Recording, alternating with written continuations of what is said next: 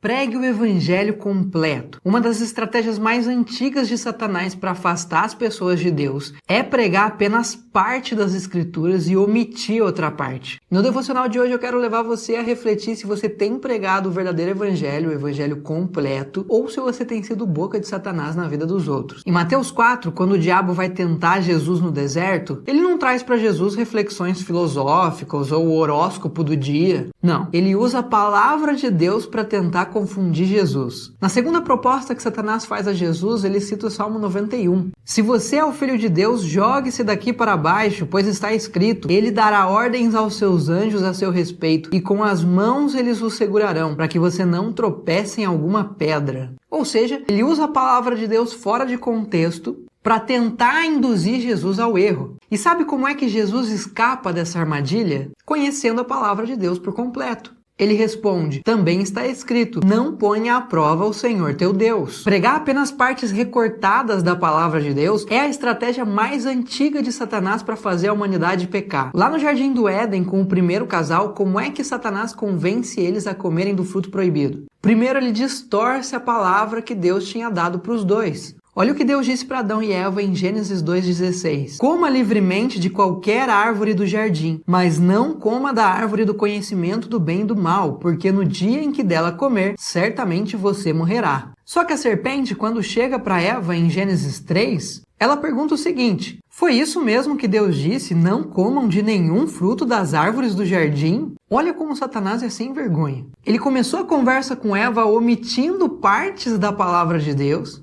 e dando novas interpretações para as outras. E como ele viu que Eva estava dando corda para essa conversinha fiada, em seguida ele lançou a mentira descarada de que se eles comessem aquele fruto, eles não morreriam. E dessa maneira ele conseguiu convencer o primeiro casal a pecar. E até hoje Satanás age dessa forma. Se eu abrir meu Instagram agora e procurar publicações cristãs, eu vou encontrar milhares de postagens com versículos pensados da Bíblia, fora de contexto, que validam totalmente pensamentos humanos e são contrários ao Evangelho. Para validar frases de autoajuda do tipo: acredite nos seus sonhos, o importante é ser feliz, a culpa é dos invejosos, e o pessoal adora. Curte e compartilha de montão. A coisa mais comum de se ver nas redes sociais são pessoas postando versículos isolados para fortalecer uma mensagem satânica de adoração ao seu próprio eu. E o que mais me entristece é que se isso acontecesse só nas redes sociais era uma coisa, mas infelizmente isso também está acontecendo em púlpitos de algumas igrejas. Para nossa felicidade não são todas, mas sim, existem milhares de pregadores que só pregam parte da mensagem bíblica e criam na cabeça dos ouvintes uma imagem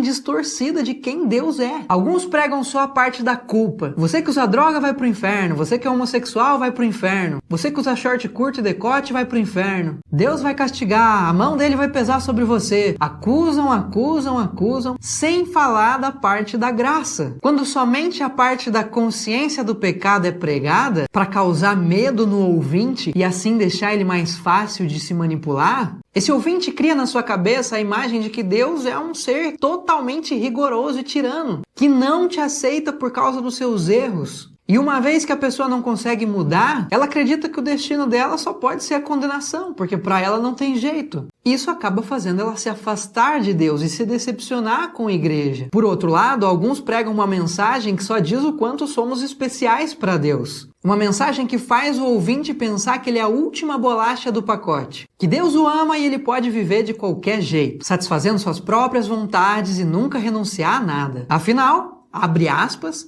ele é o ponto fraco de Deus. Fecha aspas. Uma mensagem que não traz consciência de culpa e não chama ao arrependimento. A verdade é que a graça e a culpa fazem parte de uma mesma mensagem que promove salvação. A graça só existe onde há culpa. Sem culpa não tem necessidade de haver graça, porque a graça é justamente o perdão imerecido. Então, o que é a boa notícia do Evangelho? Ela começa trazendo para nós a consciência de que todos pecamos e por conta disso fomos destituídos da glória de Deus. Ou seja, todos nós merecíamos ir para o inferno. Porque somos todos maus, não só aqueles que usam droga, ou os homossexuais, ou os ladrões, ou quem faz qualquer tipo de mal que você considere terrível, mas todos. Nem mesmo os mais famosos da Bíblia conseguiram justificar a si mesmos. Todos merecemos ir para o inferno. Somente um em toda a história viveu uma vida digna do céu, livre de pecado. Desde o dia que nasceu, não cometeu erro algum. E sendo assim, ele poderia muito bem não ter passado pela morte. Ele poderia ter subido direto para o céu, porque a morte é uma consequência para aqueles que pecaram, não para os inocentes. Entretanto, Jesus veio justamente para levar sobre si o castigo que ele não merecia, o castigo que era para cada um de nós. Jesus recebeu a condenação no meu e no seu lugar. Para quê? Para que todo aquele que nele crê não tenha mais uma dívida com Deus. Seja considerado justo e não prove a sua ira. Esse é o maior ato de amor que já se viu. Ele sendo Deus, sendo eterno, sendo santo e sendo justo, não precisando passar por isso, escolheu entregar a sua vida numa cruz por nós, para que nós tivéssemos uma vida eterna ao seu lado, num lugar onde não há mais choro nem dor. Essa é a boa notícia do Evangelho. Você é sim mau, assim como eu. O que nós merecemos é o inferno, mas pela graça a salvação está disponível. Jesus livra todo aquele que nele crê da condenação eterna. E quem se achega a Jesus, ele jamais lança fora. Apesar dos nossos erros e da nossa maldade, ele nos acolhe em seus braços e nos transforma. Sim, você é terrível, mas existe esperança de salvação para você. Se achegue até Jesus. Esse é o efeito que a mensagem completa do Evangelho deve causar no ouvinte. Consciência da culpa, arrependimento